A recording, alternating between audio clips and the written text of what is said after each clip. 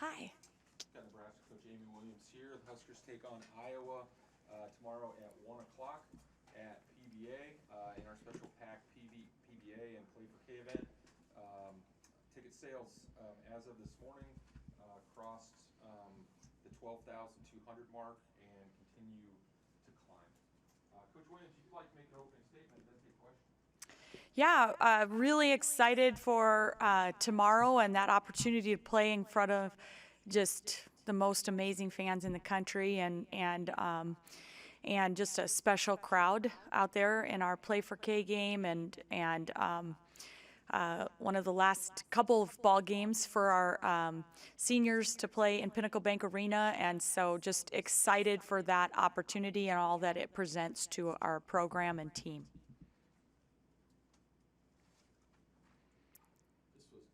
Several months ago you talked about this. I guess why are you at the point now where you put this out there that you wanted to sell out, wanted a big crowd? Yeah, I mean, I just think that we're continuing to see growth across the country in the sport of women's basketball and in the passion that fans have for the entertainment that it provides, and we're seeing across the Big Ten Conference some of the biggest crowds, and we really feel like and know that our support here at Nebraska is just as strong as some of the other fan bases in our league, and so watching some of those big crowds and 12 and 13,000 fans turning up at other places in our league, we really feel and felt like that that Husker Nation can kind of flex their muscles and show the same. You guys gave Iowa quite a run last time in Iowa City. What went well in that game that you guys will have to replicate this game? Well, I thought we got off to a great start. That's one thing that I thought is really important. I thought that we kind of knew and understood how we wanted to be able to try to attack them and where our opportunities were going to come from offensively. But the other thing is you have to get great shots at the basket and limit turnovers, because they are so good in transition and they get out and really can run to layups. They can kick out to dagger threes, and they're so dangerous in transition that you've got to find a way to slow that.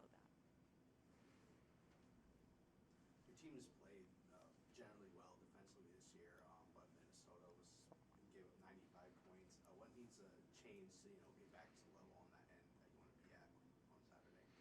Yeah, I mean, we're just going to have to be committed and locked in to the defensive game plan and aware and alert to personnel. And I thought there were a lot of things that kind of broke down at different times throughout that ball game, and Minnesota being the top offensive rebounding team in the league, I thought they made us pay on a couple of offensive rebounds, but it's going to just take a complete effort for 40 minutes, staying locked into defensive game plan and personnel. Amy, what kind of showcase will this be, not only for your team, but for the sport of women's basketball? You're bringing in a team that is a national championship contender and the likely player of the year, and of course you're going to have the fans supporting your team as well. So what does this mean for, I guess, whatever the next step is for your program in the sport as a whole? Yeah, like I mentioned, I really feel like there's been incredible growth over the last few years of people really taking note of just what a outstanding form of entertainment that college women's basketball can be, but also, people really grasping onto the stories of these incredible young women, and they're so much more than just really good basketball players. They're just outstanding people that want to connect to the youth in the community, and the more that people start to kind of learn about how special these young athletes are, the more intriguing it is to come and watch them do what they love to do. And so I think that is just really special that we're to that point where people are acknowledging that and wanting to support that, and I think this game tomorrow will be a testament to that. Well, I'll tell you this much. She's a very special player that I don't feel alone in being unable to solve the puzzle of I watched enough film on her to know that there's a lot of people trying a lot of different ways to slow her down, and it's easy to talk about and not so easy to actually to do. But certainly she's been great for the sport of women's basketball and the Big Ten Conference, and just a special player that we would love nothing more than to try to find a way to get a win. And Caitlin Clark, she's been putting up pretty much like the same great numbers since she got into the Big Ten. But how have you seen, I guess, her game evolve or change in any way? She's an absolutely incredible scorer, and the confidence that she's gained over a couple years of being able to do that against the best competition in the country just continues to grow. But I think the one thing that is just really elite is just the way she passes the ball and passes her teammates open. And the more she plays with Monica Sanano, the more she knows exactly where to place the ball to lead her to buckets and how to hit, her teammates. And I think that is what's really grown and separated her as just a special player. This is more a hypothetical question than anything, but when a player takes 25 shots a game, how many points would you expect them to score? Yeah. Generally, like if Jazz took 25 shots, how many points do you think she would score? Yeah, I mean, for us, like we would prefer to not have players that are just producing 1 point per shot attempt or whatever. So I mean, I would think you would want it to be over 25 points for sure if they're going to take 25 attempts, no doubt about it. But I think there are different quality shots, and so I think obviously kid like Izzy Bourne, who's been pretty efficient, knock on wood, here lately. And, she got 25 shot attempts. It'd be awesome, because I know they're probably going to be really high quality shots. You don't have any time to think about the past because you have this game tomorrow, but like, is there a thread of why you think you guys have struggled just to close out games? And you have closed out some, but others you have not.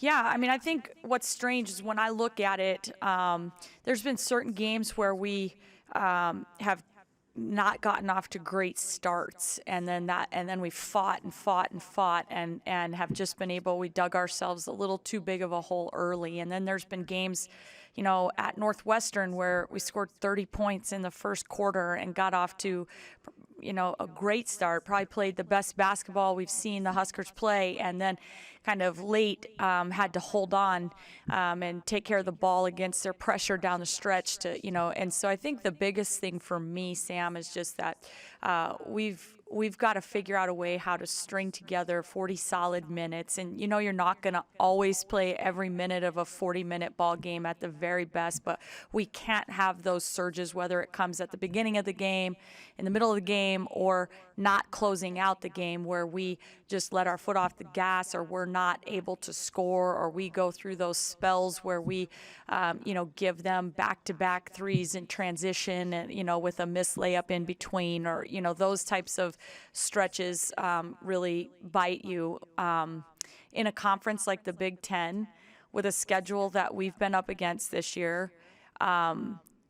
You just have to eliminate those from the game, and so far it's just continued to be a little bit of a Achilles heel for this team. What have the conversations been like with your team leading up to following Wednesday and leading up to tomorrow about keeping the spirits up, the confidence, and knowing that you need them to play a complete game? Yeah, I mean, we just keep talking about the fact that we know we haven't played our best basketball yet, and that if we keep pressing towards that, there's a lot of opportunity to do some fun and special things for this team, and we owe it to ourselves and we owe it to our seniors to keep our foot on the gas, trying to press towards becoming the very best version of ourselves. Monica gets a lot of help from Caitlin and the attention in her passes, but what does Monica do well to be so efficient and so productive? Yeah, well, she has incredible footwork. She's got really good, quick feet and great balance. And so by the time the ball is touching her hands on a catch, she's already halfway into her move, and it makes it a lot more difficult to be moving into defensive positioning after that. And so I think she just has really, really good footwork, really good touch, nice soft touch around the rim, and great passers around her. What was your reaction the past few weeks when you heard 9,000, 10,000, and now hear Jeff say 12,000? Just honestly really kind of brings tears to my eyes a little, because I even think back to when I played here at the Devaney Center and just starting my career off as a 30-30 club member. We've all heard that story, and walking on the team, but in some of those early years, having 400 or 500 people, come to games, and eventually, our senior year had, really good crowds, and playing in, winning games in the NCAA tournament, and that really helps. But I think for me, it's just really special the way Husker Nation has answered the call for this team and this group, even though it's been a little bit up and down this season for our group, but we have such an incredible fan base that's just going to continue to remain supportive of us, and show up for the Huskers. And I just think that says a lot for this program. What was 30 minutes? What was your 30 minutes? Oh, yeah. So my dad and brothers would tease me all the time about if we were up 30 or down 30, I was going to get 30 seconds of playing time. So that's why they called it the 30-30 club for me. So. Anything else, Coach Williams? Thanks, guys.